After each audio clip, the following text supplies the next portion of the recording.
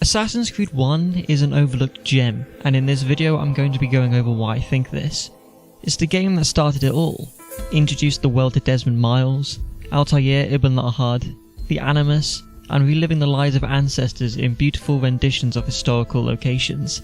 It brought us the historical conflict between two secret organisations, the Assassins and the Templars. It revolutionised the open world genre of games, developing a parkour system that took its roots from Prince of Persia and expanded upon it. You can climb any structure, any wall, and leap into a hay bale below without breaking a sweat. The iconic hidden blade, the white hooded robes of a killer hiding in plain sight. Ubisoft created a game that broke the mould when it comes to gaming, and created an IP that's still alive and well almost 16 years later. Regardless of what the direction of the franchise has gone in, there's no denying that the franchise would not exist to this day if it wasn't for the foundations that Patrice Désilets, Jade Raymond, and the rest of the Ubisoft team created with Assassin's Creed. So why is it that this game gets overlooked in the discussion of the franchise so much? Assassin's Creed 2 took the foundations of the game and improved upon it with a protagonist that became the poster boy for the series, Ezio Auditore. His family's theme song became the theme of the majority of Assassin's Creed games, barring Revelations 3 and Black Flag. Speaking of Black Flag, that game is often seen as one of the greatest, with its naval combat, beautiful open world, and an experience unlike any other on the market, being a pirate in the golden age of piracy. Yet where's the love for Assassin's Creed 1? It's there for sure. People want a remake or a remaster of this game. They love Altair. They love the assassin fantasy that Assassin's Creed 1 provided. Does the flaws of this game hold it back?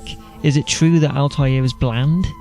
Is it a product of its time, and am I blinded by nostalgia and brand loyalty? I personally don't think so, which is why I'm making this video after going through the game and aiming for 100% completion. Assassin's Creed 1 is dripping in tone and atmosphere.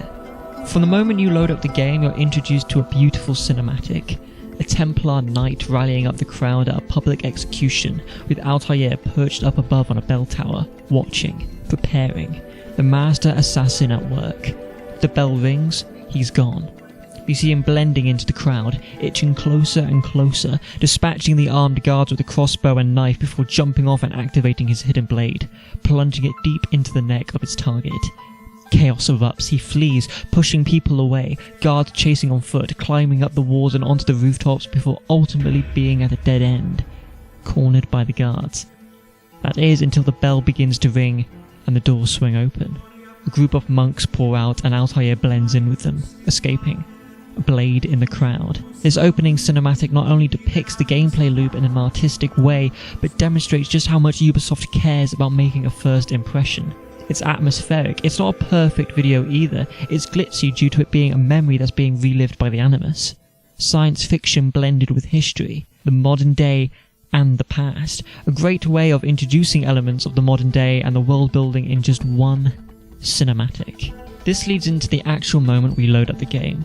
The world that we're witnessing is distorted, blurred faces and twisted audio. Backgrounds and scenarios flash before us, becoming more and more frantic as time passes. Eventually, we wake up from the simulation to find ourselves in a squeaky clean facility, hiding a dirty little secret. We are Desmond Miles, and we are an ex-assassin, descendant of Altair and being held captive by Abstergo Industries, the modern-day Templars, and the Assassin's sworn enemies. They're looking for something, a piece of Eden with immeasurable power, and to find it, they need the memories of Desmond, but more importantly his ancestor. The setup for this game is incredible. You're just like Desmond throughout the entirety of the game during your first playthrough, thrown into a simulation with no idea who you are, where you are, and why any of this is happening to you. You get told the baseline and that's it. Throughout the game, you along with Desmond end up uncovering secrets both in the past and the modern day. As you progress, you gain more clarity, but end up having more questions than answers, especially by the end game. Ubisoft nailed it in my opinion with the setup and premise. You're even given an in-universe tutorial on how all the mechanics work, as well as the gameplay loop you'll be dealing with during the first sequence of the game. Speaking of the gameplay loop, this was the first iteration of a lot of core Ubisoft mechanics going forward, as well as the mechanics used in open world action adventure games as a whole. In the opening sequence of the game, after completing the tutorial, you're given an introduction into the type of gameplay you'll be doing for the majority of the time. First, there's the parkour. As I mentioned earlier, its roots were formed in Ubisoft's now partially dead Prince of Persia franchise.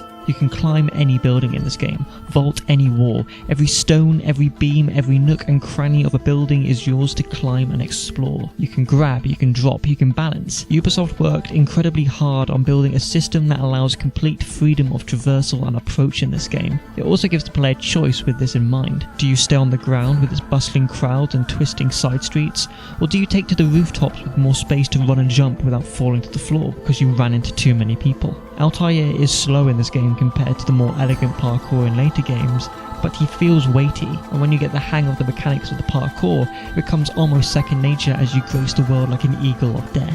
Making use of the parkour mechanics, you have the viewpoints, which could be considered little parkour puzzles even if they're not that complicated. You use your skills to navigate to the top of the tower, and at the top you either kill a guard and then synchronize the viewpoint, or go straight to the synchronization. This unfogs the map, providing you with a beautiful spin around of the scenery surrounding you.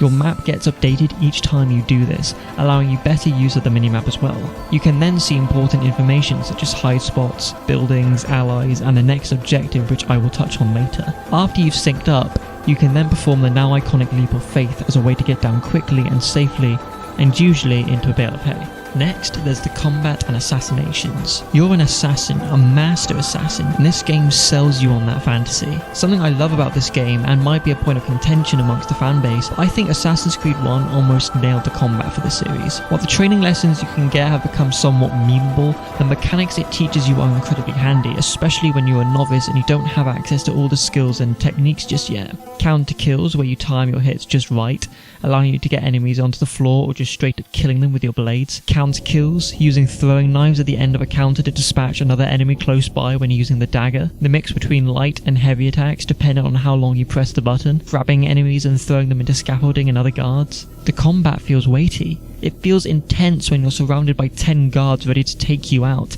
and you slaughter your way through them using the mechanics to their fullest potential. Future Assassin's Creed games may have improved a lot of the combat, with its grabs, enemy variety, weapon variety and toolkit, but in my opinion it hasn't come anywhere close to the weightiness of the combat in the first game, and for me it just doesn't feel as satisfying or as rewarding. Stealth Assassinations here, even in its bare bones form, is still incredibly fun. The difference between low profile and high profile assassination animations are never not enjoyable, especially when you're saving a citizen and you just dive onto one of the guards in high profile. While there may not be as much depth as compared to later games, even its direct sequel Assassin's Creed 2, there is still some mechanical depth to this game. Not much, but there is some. For example, did you know that you can air assassinate in this game?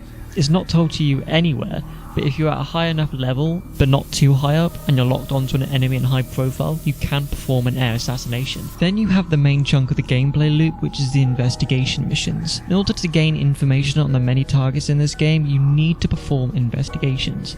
Depending on the target, you can eavesdrop on nearby conversations, pickpocket important documents, beat up preachers spewing information on their employers, or help out fellow assassins with their duties such as picking up flags, or taking out targets which are causing them trouble in exchange for information. While this admittedly does become somewhat repetitive, I find that as long as you're not going for 100% and trying to fill out the DNA bars in the menu, you should be okay, as you only need around 2 to 3 depending on the target, with the targets near the end of the game requiring more investigations. A cool detail I love about this game is that after each investigation and memory, you can access the information you've discovered. Altair will give his thoughts on what he's learned, and if there's a document such as a letter or a map, you can read and view those in-game documents, allowing further insight into the targets you're facing and creates deeper world building too. On top of your investigations, there are also side objectives that you can partake in. You can help out the multitude of citizens within each of the districts you're in, and in return it can help make your missions a lot easier. You can help with the scholars who are being harassed, and in return you'll be able to blend with them,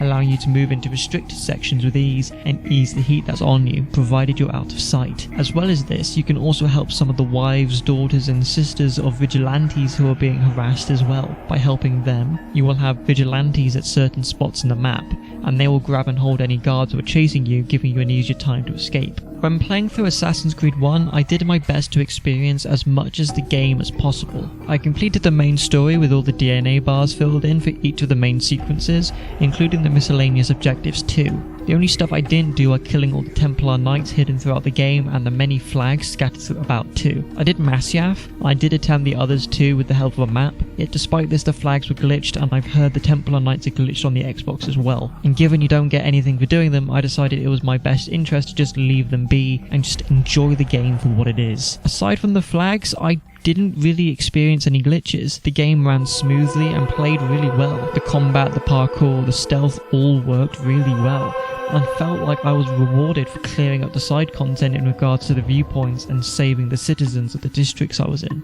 Usually I feel like replaying Assassin's Creed 1 is going to be a chore, like it wouldn't hold a candle to all the improvements that it's made over the years, but the game is still really fun, and as I mentioned earlier, I think Ubisoft almost hit gold with its combat mechanics, and I would argue it's some of the best the series has had to offer. The graphics too are really good for a game that came out in 2007, and it's my opinion that they've aged more gracefully than say Assassin's Creed 2, which came out in 2009. That game's graphics are more artistic, sure, resembling that of a watercolour and a Renaissance painting, fitting for the time period absolutely. The game ends up feeling washed out and drab at parts, beautiful and scenic for the most part, but when compared to this game, I just think it holds up better. The cities, the character models, it's just a bit sharper, more defined. I suppose it's unfair to compare the two when one is more artistic and the other is more realistic, but that's just my opinion. The music is beautiful too. I love the different tracks for the combat and the many escape themes you can get, especially when running across the rooftops. The music for the different cities really brings home the vibe. It adds to the gloomy feel of Acre, the grandeur of Damascus, and the wise feel of Masyaf and its assassin fortress. It's nice to just vibe out to the music from time to time. Also, the setting of this game is just wonderful. 1191, the Holy Land during the midst of the Third Crusade.